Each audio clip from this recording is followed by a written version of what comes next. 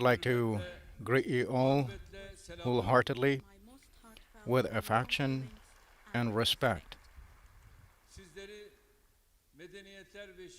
I would like to welcome you to the pearl of civilizations in the Mediterranean, Antalya. I'm very happy to host you here. A cross point for Asia, Africa, and Europe. A city of history, culture, and tourism. I would like to welcome you once again to Antalya, and I would like to thank to each and every one of you for having accepted our invitation. And I hope that Antalya Diplomacy Forum will be beneficial for our country and for the whole world. Last year, despite the conditions of the pandemic, the first meeting of Antalya Diplomacy Forum took place very successfully. In an era when the whole humanity was struggling with a crisis, the messages we delivered for dialogue, peace, from Antalya, I believe, brought a significant meaning to the forum. The interest shown to the second forum shows that the forum has become a ground where the heart of diplomacy will be beating, and indicators show that. After the Ukraine and Russia crisis, the first high level contact between the two countries at the level of foreign ministers yesterday took place here. And the fact that it has also indicates that the forum has started achieving its goal. The representatives of countries, heads of states and governments, and many other guests will contribute tremendously to the sessions. Along with that, the strong dialogue they shall establish is of great importance, in my opinion. Likewise, the guarantee of our future. Our youth has shown a lot of interest to the forum, and I'm pleased to see that. The second Antalya Diplomacy Forum, organized with higher number of participants, hopefully will continue on its path decisively as an event that has proven itself. Distinguished guests, valuable friends, and the world is preparing to leave the first quarter of the 21st year behind, and humanity has a longing for global peace, welfare, and prosperity in an increasing fashion in science, technology, agriculture, communication, industry. Many advancements are registered, but despite all, as the whole humanity, we still have not found solutions for our fundamental problems: terrorism, hunger, poverty, injustice among continents, hot conflicts, and civil wars, environmental disasters led by climate change are the topics that occupy the top ranks of our global agenda. Unfortunately, while economies grow bigger, when skyscrapers rise higher and higher, taller and taller, while some countries are becoming wealthier and wealthier, the statistics do show us a world with imagined prosperity. Just next to us, children die of famine. The virus of hunger indeed do claim more lives in the world annually, even more than coronavirus. Every 10 seconds in the world, one child dies because they cannot find a drop of water to drink and a morsel to eat. Due to conflicts, many people feel obliged to be displaced in Sahara Desert or on the top of a snowy mountain.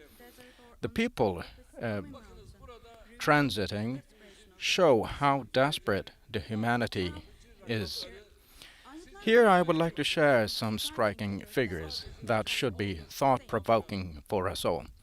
Only since 2014, the blue waters of the Mediterranean has become the graves for about 25,000 people. Over the past years, the number of refugees increased by more than twofold and has come to a figure of 85 million. And over the past 15 days, more than 2 million Ukrainian refugees now has added to this figure. The number of the displaced people seemingly will be on the rise in the forthcoming days. Currently, 1 billion people try to survive with less than $2 on a daily basis. Indeed, these figures are sufficient to show the injustice we're faced with, each and every one of us. Indeed, these figures show that these people indeed are mothers, brothers, siblings, fathers. Children do indeed cannot children cannot get access to fundamental food, and millions of people, hundreds of thousands of people, go to bed with an empty stomach. The permanent peace, stability in such conditions cannot prevail, let alone preventing wars. Even conflicts of decades are not resolved, and in such an equation, nobody can feel himself safe. Uh, in our day, when the world has become a global village, no matter where we live, nobody can ignore the other.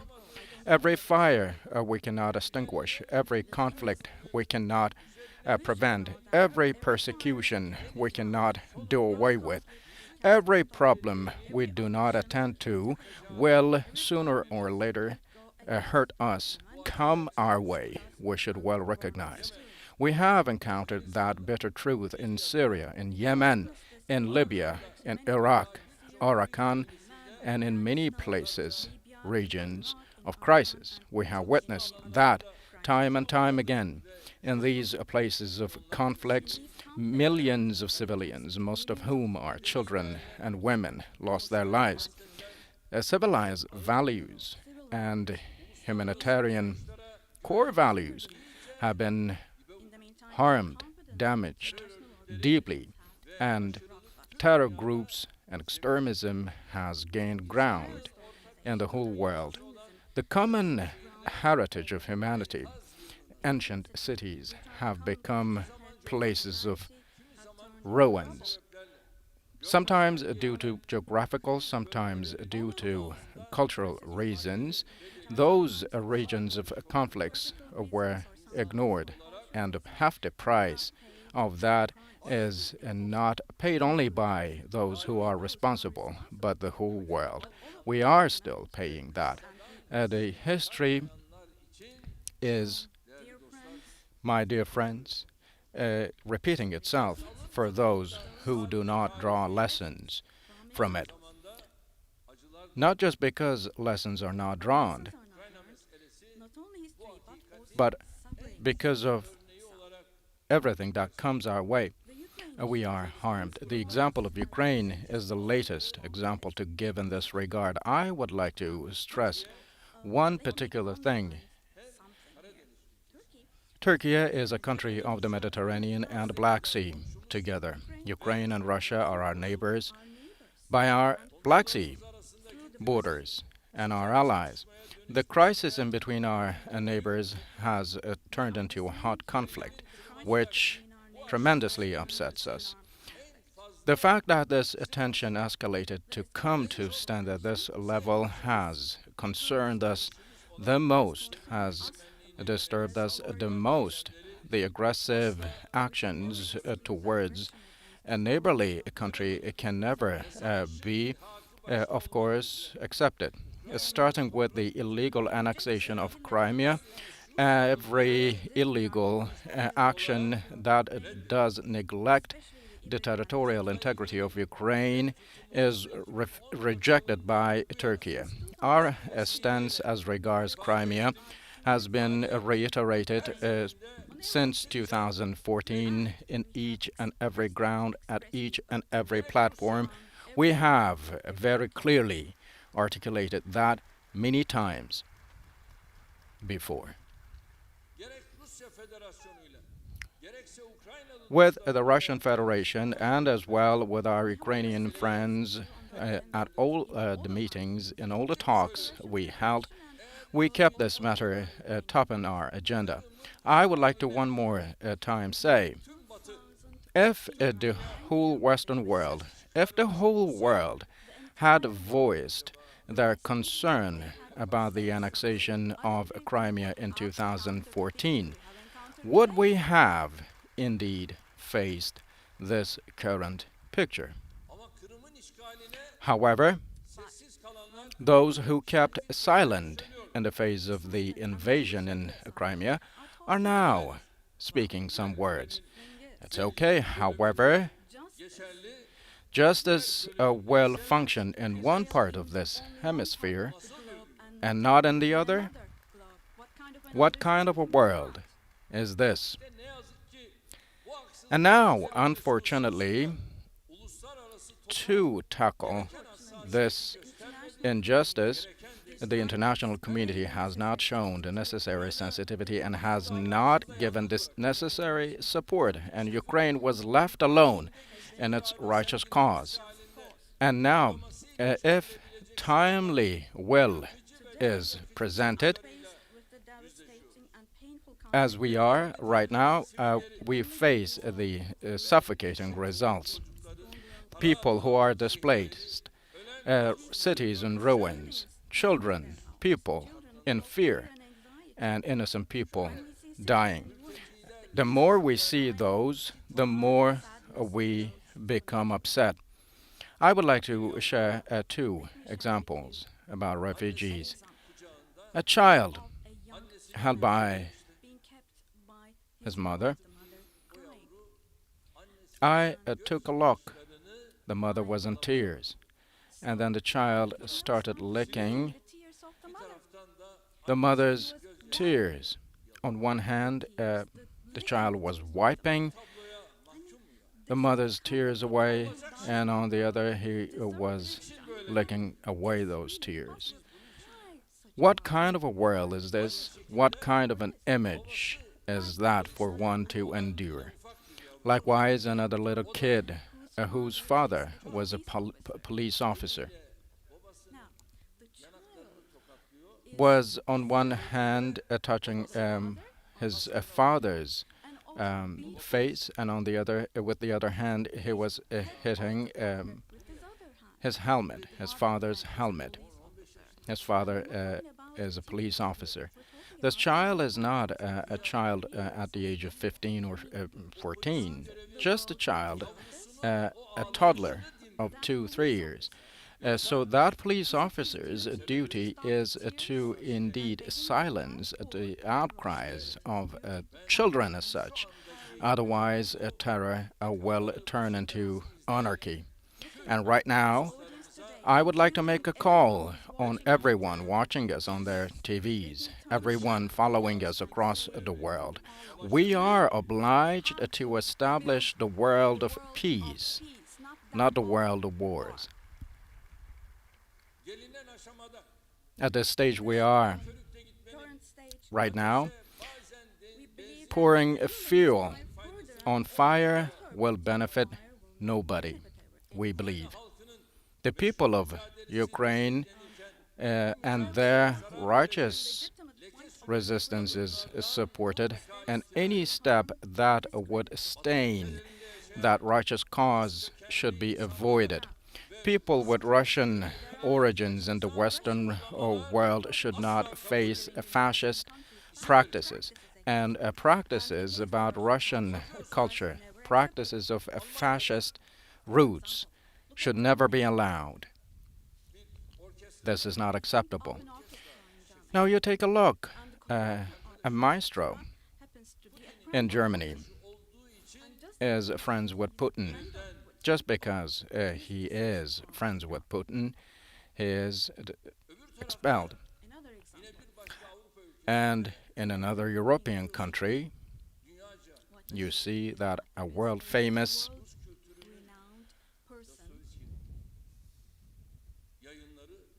author, Dostoevsky, his work, his books are banned in that country.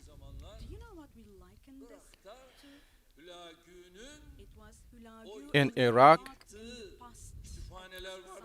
there were some libraries Hulagu did burn down.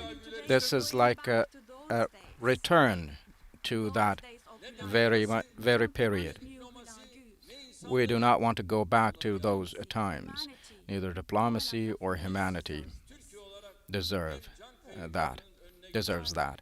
We, as Turkey, are willing to prevent life loss and also reestablish peace and security in the region. We have been exerting a lot of efforts, and we wish that caution and common sense will prevail, and guns do go silent before long. A friend we talked today said, who was with us in the audience,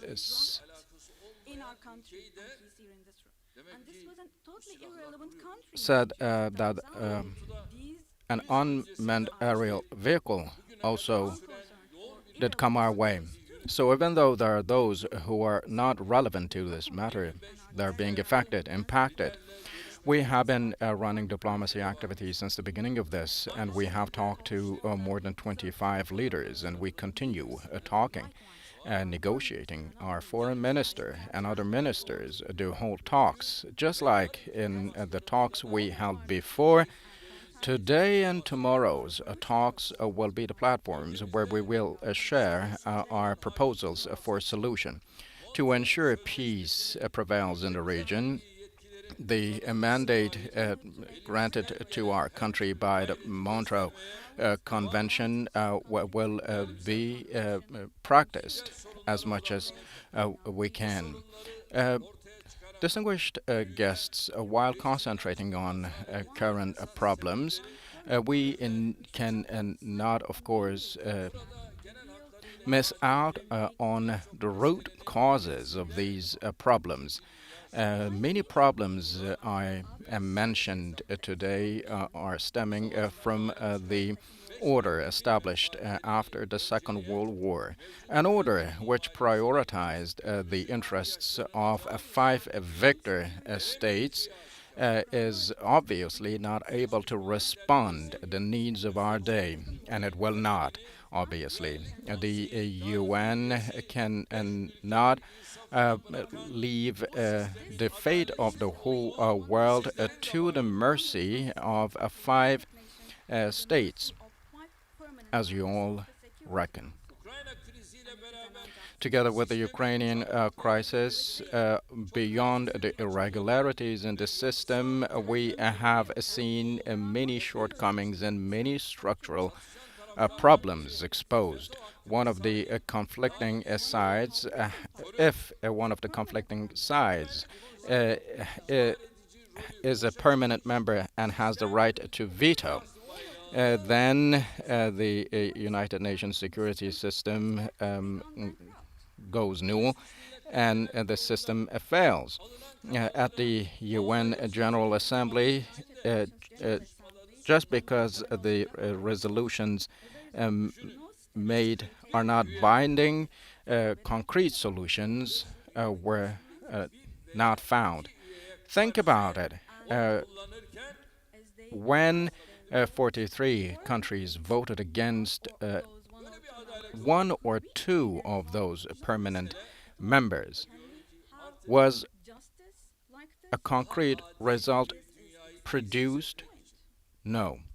Therefore, I say to build a fairer world, I have for a long time been reiterating the fact that the world is bigger than five, and I have been repeating that there is a need to bring about a reform to the system.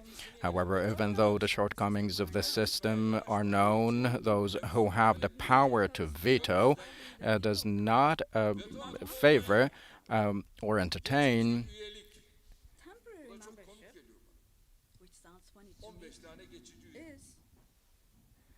giving up on their rights of veto. 5 permanent members and 15 temporary members. What kind of a system is this? And those other countries also do struggle a lot to become a temporary member. They have lobbies and whatsoever. Will it be of any good if you become a temporary member? Will it bring about any good? No. You raise your hand and then bring it down. So everything is bound to what those 5 permanent members will say. It will be what they say at the end. So with temporary solutions, structural problems were concealed. Those who never refrained from voicing their concerns, speaking out, were accused with ugly claims, and some tried to silence. However, when we said the world is bigger than five, we were not making a demand only for our country. We were caring for the rights, the law, and also common interests of the whole world, the whole humanity.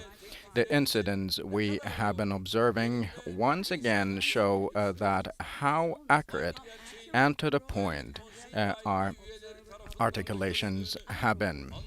We also hope that the permanent members of the Security Council do recognize that rather than status quo, interests of all countries and peace should be accounted, and a new global architecture which will protect the rights and interests of all is necessarily to be established. With the belief that a fairer world is what we need, we will be exerting more and more efforts for the restructuring of the UN Security Council. And we hope that you will be lending the necessary support for our brighter future. Distinguished friends, as Turkey, the projects we lead international environment can not only be achieved with a strong will, however, with also a new paradigm in diplomacy. Our approach to diplomacy has to change, transform, and in the light shed by the experiences, it should be re-evaluated. In diplomacy, traditions, experiences, practices, and habits, of course, are of great importance. However, the intertwined problems we are encountering can not only be solved with these. Along with solving problems, diplomacy is needed rather more for preventing problems and also doing away with tension. The number one duty of diplomacy is not building a peace only, however, reinforcing peace and welfare. The main ability is to be involved before even the problems sprout out. Otherwise, loss of energy and time will be of issue, and pain will become deeper and deeper. And without rejecting the experience of centuries, an innovative democracy understanding should be developed altogether to guide us other than a rich treasure we have been entrusted from the past. We have good current problems as well. The Black Sea Cooperation Organization, European Union, African Union are some good examples we should benefit from. Within this framework, the theme of this forum is also very much to the point. I believe the discussions to be held under the title of the theme of the forum and the presentations to be made by distinguished speakers will be opening up new horizons for us. In the sessions and also in the forum where the critical matters about the world will be addressed, uh, I hope that the insights to be offered will help flourish a new perspectives. As I conclude, I would like to thank to the participants of the forum for their participation, for their interest. I would like to extend my gratitude on behalf of my nation, and I would like to extend my personal thanks. I would like to thank to the organizers and also the people of Antalya for their sincere hospitality. I hope that we will meet again, we will come together again, and not in a world where the wars are waged, but in a world where peace prevails. I greet you all with respect. Thank you very much.